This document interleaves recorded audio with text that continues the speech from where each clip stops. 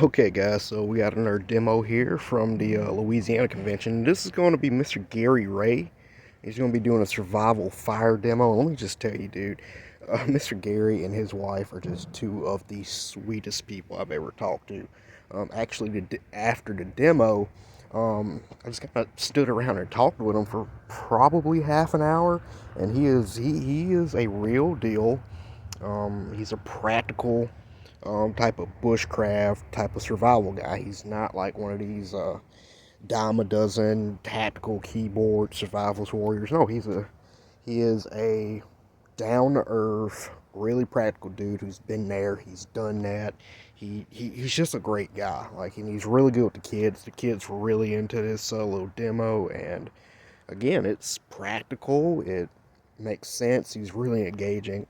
And again, him and his wife are just amazing people. So he gave a great demo. I thought it was amazing. Talking to him was great. I should have recorded our conversation. But anyway, I hope you guys enjoy this. I will say, though, it is kind of loud because we are at a convention. We are actually right next to a gun range. So you will be hearing people talking in the background. You will be hearing gunshots in the background. I tried to boost the sound, but it didn't quite work 100% the way I want it to. But anyway, you should be able to hear them just fine. Just turn your volume up, and I hope you guys enjoy. All right. Now, if you're interested in fire, then I'll give you a little demonstration of what we can do as far as survival is concerned. In the meantime, there's some stuff on the end of the table that are giveaway things. I have found out, and it's not going to happen here because I know you guys all know, but where I do some of my demonstrations, I found out that some people don't have knowledge of lighter pine. And when they do, they want to call it backwood. So I brought a little bit of lighter pine as giveaways, and I brought what those little white things there, I call them fire cookies. You know what that is? It's a piece of one of those things that women use to remove makeup, and it's been dipped in Vaseline and then dipped in wax. And the reason for that is you carry it in your pocket and it doesn't get wet. On a day like this, it can be handy. Those are giveaways too, and if I run out of them, there's more in that burlap bag. So if you want to pick up any of those items, they're free. Just pick them up, many as you want. In the meantime, we're going to take you up through fire here. We're going to look at different ways to make fire in a survival situation, and we're going to look at a little bit of the history of it and see what's going on with that. Because I think it's kind of interesting, and I like to talk about the history of how people made fire, and that kind of helps us to understand how far we've come and where we can go back to if we need to. All right, so starting out with what is fire? Anybody here know what fire is? What is that? Same chemical reaction. Tell me, man. It's a flame that creates heat. It's a flame that creates heat, it creates light. Man, that's great. That's what fire is. It can Now, create something that can yeah, it can cook our food, it can boil our water, it can warm us up, and it can give us light. And I guarantee you, if you're out there in the middle of the night, in the woods, by yourself, the number one thing that you're going to want, particularly on a night like last night or a night like tonight, the number one thing you're going to want is fire. Because it's going to give you light, it's going to give you warmth, and if you want to cook something to eat or boil some water, it's going to do that for you too. So fire is going to be the thing you want, and fire might be the thing that saves your life. But there's a paradox about fire. The paradox would have been really obvious last night. The more you need it, the harder it is to get it. And last night would have been a great night to demonstrate that because it was pouring down rain. Now, some survival instructors will get up here and tell you all about how they can build a fire in pouring down rain. I'm not going to lie to you, I have not had success in building a fire in pouring down rain.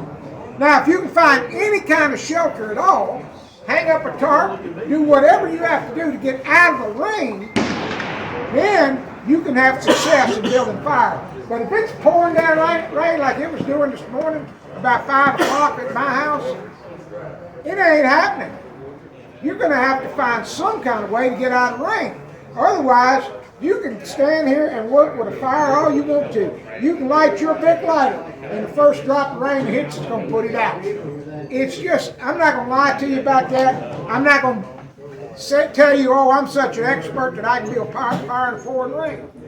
It ain't going to happen, particularly in some of the ways that we talk about. Now, when we talk about fire, sometimes we talk about the history. Now, the very first kind of fire people probably made was friction fire. Now, I have a bow drill set here. Even before that, they did the hand drill thing. And I'm not very good with the hand drill. I didn't even bring one because I don't want to embarrass myself. But the bow drill was a real advance. Man, that was science. Back in those days, this was a high-tech piece of equipment. And they learned that you can use a bow drill to build fire a lot faster and a lot easier than the old hand drill. And the bow drill works. It works. We get fire with it pretty regularly. However, on a day like this, when the humidity's out, I've had this wood sitting here for about 20 minutes now, and I guarantee you it's a lot more moist now than it was when I laid it out there. And for me to get a fire with a bow drill right now with this piece of wood would be harder than it would have been on a day when it's dry. Now, the desert and places like that, oh, you can do some good with a bow drill. Louisiana, not so much. So my deal is, don't ever think I'm going to be able to go out there and survive, and when I need fire, I will just build myself a bow drill, and I'll make fire. Well, the first thing involved in that is you got to know what kind of wood. Does anybody know? Anybody know what kind of wood you might want to use? Hardwood for the bow drill in the pan. You can do that. Now, I particularly like willow. That's my favorite in the world. I have some wood. This is Western cedar. And this I got, we were over at Randall's Adventure Training a week and a half ago over in Alabama, and they use Western cedar. So I picked this up, and James Gibson was doing the thing over there, and he gave us some Western cedar, and this stuff works great. It's a little bit harder than willow, but it's not as hard as like oak or something, and it works really good. And you can see, if you look close where I was building that, I got there burnt through it, but we did get an ember with that one right there. So friction fire was historically probably the first kind of fire that mankind had. Now before that, they didn't make fire. They just had to depend on finding fire. They would find it where lightning struck or something, and then they would have to carry it around with them wherever they go, and if it went out, they were in a bind. They did eventually learn how to do friction fire. Now, have you ever asked yourself, how did Jesus make fire? I mean, Jesus could have said, fire, but he probably didn't. So how did he make fire? When it got to be summertime, I mean, he came here as a human being. He got hungry. How did he make fire? Well, in those days, there were two different ways that people made fire. Commonly, one was to take a rock that had iron ore in it, what we like to call pyrite, and another rock that was even harder, what we like to call flint, but it doesn't have to be flint. And you bump them together and you get a spark. Now, that was a common way to make fire, but by the time Jesus came along, the Romans had steel. Now, it wasn't very good steel, but it was steel. So you were able to take a piece of steel and bump it against a rock and get a spark. Now, I'm going to demonstrate that technique real quick in order to show you how that works. And then we're going to move on to some more different kinds of fire. Is that for history purposes, we'll demonstrate that one. Now, if you don't know what this is char cloth. It is cotton material. This particular material was denim, and I charred it. And the way you do that basically is you just cook it in a little container like this, and it has a little hole, and you cook it down, but you don't let it burn up to ashes. You have to take it out when it quits flaming, and that way you can preserve that material to use as char cloth. Now I'm going to get a little piece of oak out of here, make for a nest, so that once we get this going, we'll be able to kind of, Get the fire together. yeah, we'll get it going like that. Now, one thing you have to understand, when you're making fire, particularly in a survival situation, I'm going to compare that to one of those cooking shows. You ever look at one of those cooking shows? Well, by the time they get through, but when they get ready to start cooking, they got their salt, their pepper, and their seasonings, and their flour, and their sugar, all of that laid out. So they don't have to go looking in the cabinets for stuff. Well, when you're getting ready to build fire, particularly in a situation where your life depends on it, what you should have is you should have all your stuff laid out. Have your little toothpick-sized twigs laying there. Have your little finger-sized pieces laying there. Have your little thumb-sized pieces laying there. And have your bigger and bigger stuff all in little piles. It sounds like a lot of unnecessary organization, but it can sure save you a lot of scrambling. Once you get flame, you don't want to have to be scrambling around looking for stuff to put on it. You want to have all your stuff ready to put on that flame so that you can go ahead and get that going. Now, for the purpose of demonstration for history, I'm going to build you a little flint and steel fire real quick just to show you how that worked out and how Jesus would have done it back in his day. Now, what I did is I got a spark, and this little piece of char cloth caught the spark. Now, I'm going to lay that inside this bundle, and I'm going to see if I can get a flame from that.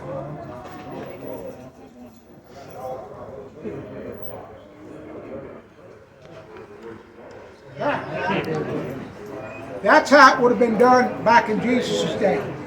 It seems pretty simple, and it really is. Now, people use that technique for over 1,000 years. That was the technique that they were using. Even in the day when the pioneers were moving west, that's the technique they used for making fire. And by the way, most of the time, the people that made those fires weren't men. They were women. Women made most of the fires. Think about it. If you're on a wagon train going west, men are always out doing stuff. They're taking care of the livestock. They're hunting. They're trying to get food. Who's back at the wagon building fire? Mostly it was the women. So when my wife gives that demonstration, I like to remind people it's not unusual. In fact, it would have been more usual to see a woman do that than it would have been a man. All right? So that was flint and steel fire. Now, as time went on, we have better techniques of making fire. I've got a note here, along about 1805. In 1805, they came up with these things. Now, you know, we look at the old Western movies and we see John Wayne take a match to light his cigarette. And they really did have them, but they weren't common. Think about it like this. They invented matches in 1805, but how many stores out in the West actually had matches in them? And if they did, could you find them? And what quality were they? Because if they got damp, that's the problem with a match. Now matches, well, I tell you what, matches are the best thing since sliced bread when it comes to fire. For a long time, that was the high-tech thing to use. And it still is. There's nothing wrong with a good old match. The problem with that good old match is it's only going to last a while, and then it's going to go out. In fact, I'll blow it out before I burn my finger. You're limited on the amount of flame you have and the duration of the flame. Now, we can improve on those matches, and this is a kind of a cool thing. They call these lifeboat matches, and sometimes they call them survival matches, and all kind of different terms for them. But these matches are really cool. Now, if you go out and buy one of these though at Walmart, let me caution you. First thing you do is take the little striker pad off the outside and put it on the inside. Because if this gets damp, that little striker pad gets wet and you can't strike your matches, okay? So take it and put it on the inside. And the other thing is, do not bet your life on this little container being watertight, because it ain't. It's splash proof, but it's not watertight. You fall in the water, water can get in this, and it can cause your matches not to strike. Now, The good news about these matches is once you do get one struck, man, that is so cool. Those things burn so well, and when you put them in water, them little suckers come right back. Now you can put them out, and they'll come right back. The bad news is when you get to the little bit of orange, you're done. That's it. It might kind of burn up. Didn't do it, did it? It normally doesn't. So, how long did that match last? Maybe 15 seconds, even though I was putting it out and relighting it. There again, you're limited on the amount of time. So, the next thing to come along after matches was good old lighters. Now the Zippo, let me look at my little note. Zippo came out in 1933. Zippos are the coolest lighters ever. Anybody, I used to be a cigar smoker, I can tell you, Zippos, if you don't have a Zippo, you just ain't cool. I mean, that's all there is to it. But as a survivalist, Zippos have some serious drawbacks. Number one, you get them wet, they're done. You're just done. Forget drying them, it take a day to dry them. The other thing is, if you leave them in your pack for very long, the fuel evaporates, and then you got a little spark, but you got nothing else. Now, the spark's cool, and I'm going to show you in a minute how that spark can work. But they say in 1973, Bic lighters came along. Now, Bic lighters are like the coolest fire-making tool ever, right? Except they can get wet. When they do, you have to dry out the top part. It doesn't take much, blowing on it, rubbing on it. You can dry it out. The other thing is, they can get broken, they can run out of fuel. Now, you notice mine has duct tape wrapped around it, and we're going to talk about that with our fire extinguishers. That's going to be the next part of the lesson. But for now, let's talk about making fire.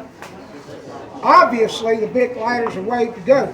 But the United States military came up with an even better plan. Man, they, leave it to the military to come up with a good plan, right? Back in the 70s, they gave us these things. Now, this is a little bar of magnesium that you can scrape off of, and it's got this little bitty ferricium rod that you can get a spark, and you can actually start a fire with that. I've done it 1,000 times.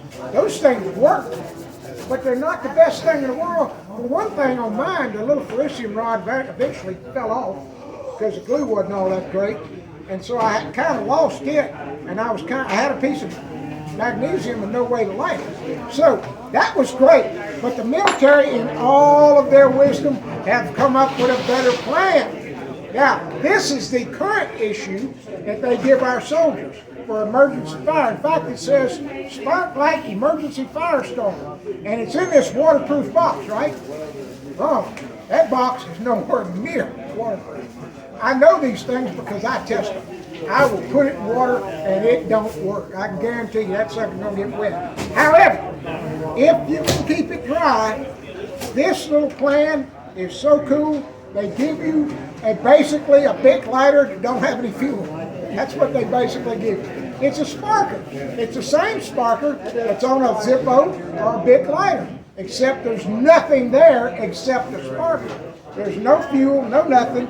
So they give you these little quick tabs, and I'm going to break this one open and show you just how cool they are. This is what they give you to go with it, and I'm going to tell you something. It works. Those little suckers will light up, and if you want to time that, they will burn for probably 20 seconds, maybe 25 seconds, which is kind of cool because it gives you a flame that you can depend on for about 20 seconds or so. That'll give you enough time to put your little sticks on there and your twigs on there, and you can see I'll put my little twig on there and we'll get our fire going. That's not a bad way to go if you can keep it dry. Don't depend on this box to keep it dry. Put it in a plastic bag, put it somewhere where you can keep it dry. If you have one of these little kits, it is a good kit. I'm not knocking them because they do work. But there are better ways still for a survivalist to have fire. Now, along about 1903, they came up with ferricium fire extinguishers. Now, that is bomb-proof. That is my way Let me go ahead and drop this one in the water, just for fun of it. This is what I believe to be the most bomb-proof idea on how to make fire, is to have a fire steel, and there's two different kinds. This one's Swedish, and I'll show you the difference. This one's made in Sweden. It's made by a company called Light My Fire, and I can spark it very easily. It makes really good sparks, and I can get fire going with this thing pretty easy. There are others. Some people will argue that the bigger ones are better, and I put that one in water for this. I put it in water to demonstrate that the water doesn't really affect it. You can still get sparks even after they've been in water. All right? So to me, this is bomb-proof. Doesn't matter if it gets wet, doesn't matter if it gets cold, nothing, it's going to work. However, you have to be able to turn that spark into a fire. And that's where it can get kind of tricky. Turning the spark into a fire. There are lots of ways that you can do that. One of the ways you can do it is a little item that's called an ugly stick. Now, I make these myself. I guess you can buy them, but I make mine. It's nothing more than a piece of jute twine that I dipped in wax, and then I kind of fuzzed up the end of it. Let's work on this one. And I'm going to put it right there by the end of my striker. And I'm going to get fire with that. Now, that's like a match. Except this one will burn for quite some time. In fact, it can be used as what we call a flame extender in order to have a fire for a longer period of time. And that's important. The longer you have fire, the better chance you have of turning it into an actual real fire. So an ugly stick like this is a heck of a good idea. Once you get it lit, now you can put it out, and you can put it back in your little container like I always do, and you can reuse it another day. Yeah, that is pretty cool, isn't it? So, that's the way that we do. Now, there's one other lighter here I want to show you. I hate to show you this because it's so cool, but it's so finicky. These things, they have a little charging port on them. You actually charge it like you do your cell phones. But once you get it charged, I'm going to tell you, this little sucker will light up pretty much anything there is to light up. Let me get a cotton ball out of here. If you've never seen one of these little plasma lighters, they make, I don't know if this one's even charged. Uh-oh. I don't think we have a charge. Oh, man. That's typical, though, isn't it? I got one. I thought I charged it up. Apparently, I didn't. I don't think I have enough of a charge on it to do anything. No, I'm not getting anything out of this. So, it kind of demonstrates my point. Don't depend on technology if you're in the woods in a survival situation. Do not depend on technology. Don't depend on your GPS. Don't depend on your cell phone. And for God's sake, don't depend on a plasma lighter. If you're going to depend on a lighter, get yourself a good old-fashioned bit, because where that one fell short, this one won't. This one will actually light the cotton ball pretty much every time. So, not high-tech, but it does get the job done. I'll go ahead and demonstrate, too, why I have duct tape on it. I can figure out where the end of it is. I'd have to cut a piece off. I don't know.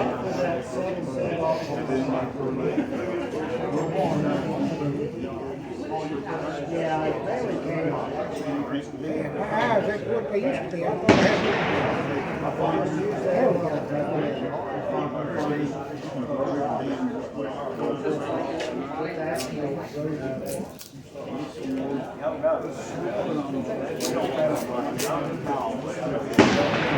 Now, the point on yours works, huh?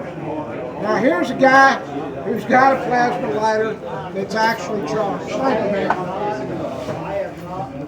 It takes a young guy, right? You have to be young to figure this. At my age, my plasma lighter don't get it. But just because he gave us one to use, That'll show you. Thank you, man. I appreciate it. Plasma lighters, when they're charged, they're wonderful. They work. Mine, I guess it's an age thing. I forgot to charge it. I just ain't been playing with it. Well, you know, my thing is, at my age, I may forget to charge it before I go in the woods. And if that can be a real problem. So, you know, what I was going to show you on the bit, the reason I keep duct tape wrapped around it is because duct tape can become a flame extender. That way I don't have to use up a big lighter and hold it under a flame for a very long time. The duct tape can do that job for me, and it gives me a flame extender. Because remember what I said, the longer you can have that flame, the more time you have to build your fire. Now, just for the fun of it, and like I said, I give these things away, so if you want one of them, grab it. But I call these fire cookies.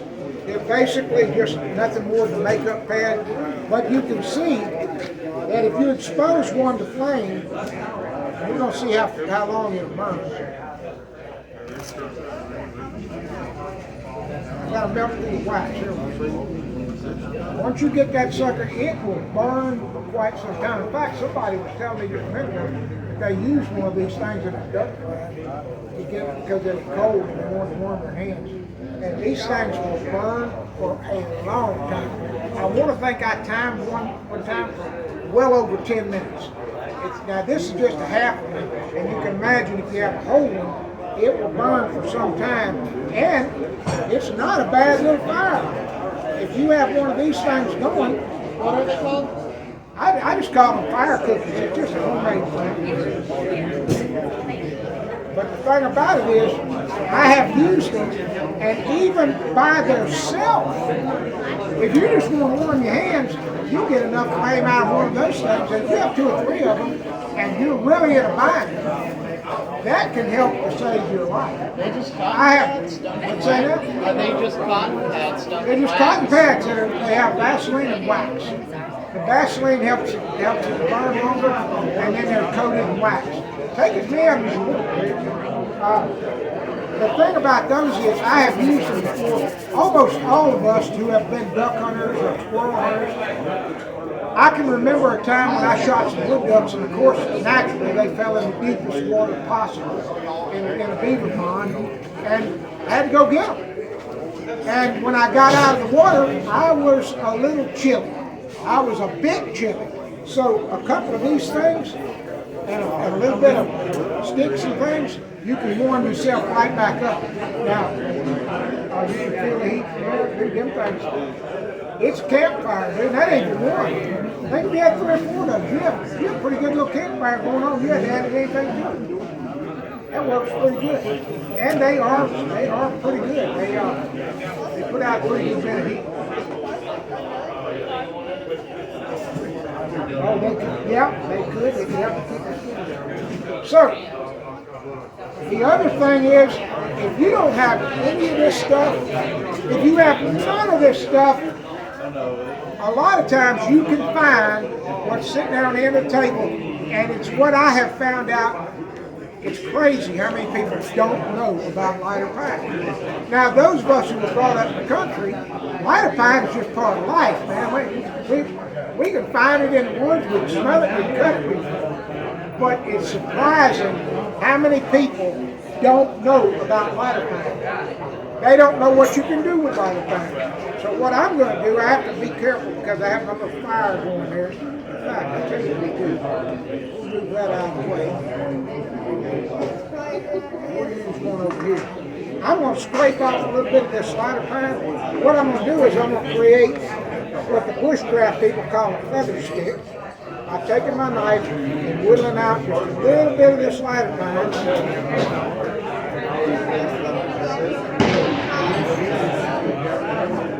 Now the bushcraft people would call that feathers. And then they would call this fuzz.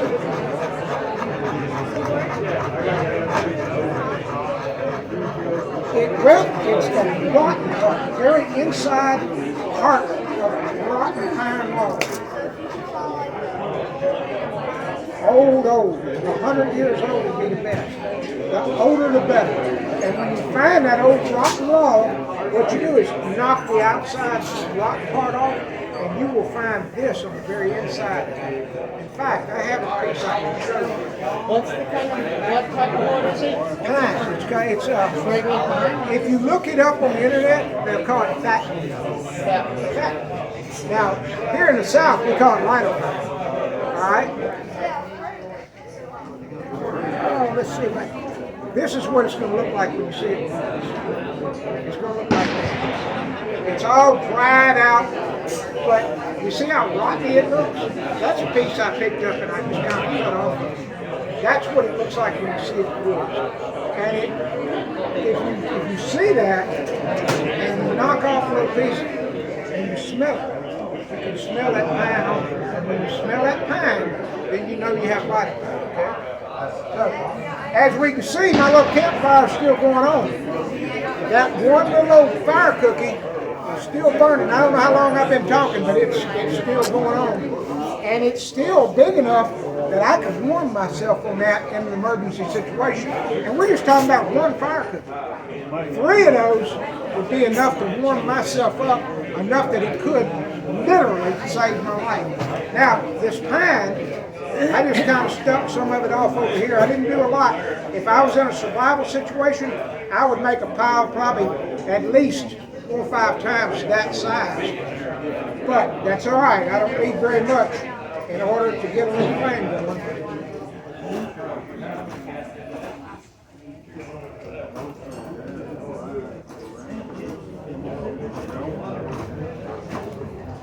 Well, I tell you what, maybe I'm wrong.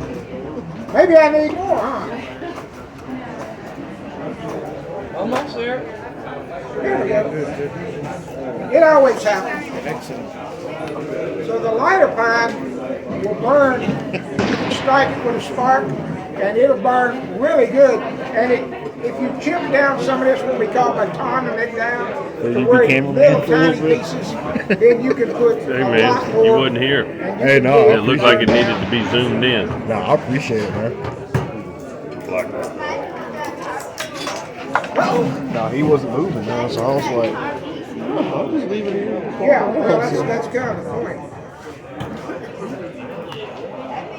So you take little pieces of your same piece, and you can add to that, and you can have yourself a nice little campfire in no time by putting smaller pieces on what you already have. And it won't take them long to burn either.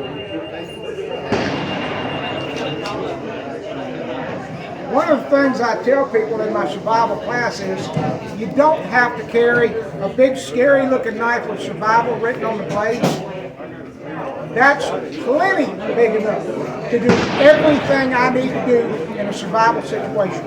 That is plenty big enough. In fact, this knife was actually designed to be a survival knife. The Essie knife people, they designed this one. It's called an Izula, and it's designed as a survival knife. And a lot of people think, oh man, that's just not big enough. It's just not a big enough knife. Trust me. Everything you need to do can be done with that little knife. And if you believe in carrying a folder, that's okay too. A Swiss Army knife like this one, that blade's even bigger. And it'll do everything I need for you to do in a survival situation. It has the advantage of having a salt, which is really handy. And here's something so cool.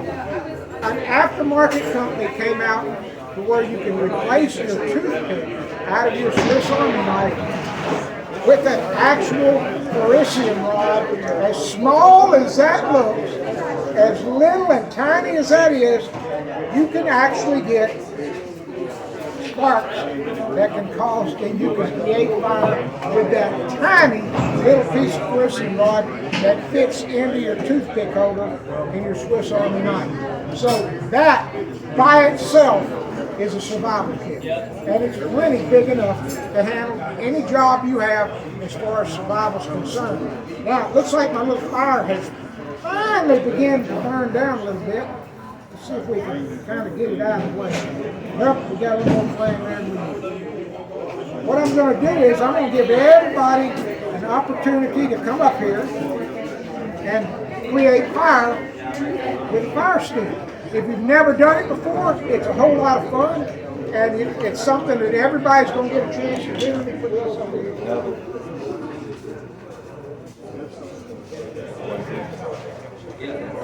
Get that out of the way. All right, if you want to try it, if you want to come up here and try to ignite a piece of cotton ball, oh, there is one more thing. Morris Kohansky used to make his wife save the wrappers off of Jello because it's made out of wax paper, and wax paper does a really cool job of collecting the sparkles. If we make that one burn now. Boy, and I tell you what, on a day like this, there we go. On a day like this when it's humid, a lot of the stuff that I normally burn don't like to burn. But you can see wax paper does a really good job. I completely missed it one time. When I was probably about your age, I told my dad I wanted to go camping. And we didn't have anything. I mean, we just didn't have anything. And he said, yeah, if you want to go camping, buddy, you can go. So he gave me about a half a dozen kitchen matches wrapped up in a piece of wax paper and tied with string. And an old butcher knife that had been ground down so bad it looked like a paring knife. And he said, there you go, dude, get after it. Go camping. And I missed it. I didn't realize that was what later on we would call a survival situation. It was just camping. And I had the biggest time in the world just camping out. What I also missed was I didn't realize that wax paper he meant to be able to use to start a fire. I struggled to fire on that first trip. And here I was with wax paper in my pocket and didn't even know where I could use it. So wax paper is a great way to start a fire. Now, anybody that wants to come up and start a fire using a fishing rod, this is your opportunity to come up and start a fire with a fishing rod. I want you to start with this thing. I don't want to burn another one of those off. But it'll get started and it'll burn for a long time. What I want you to do is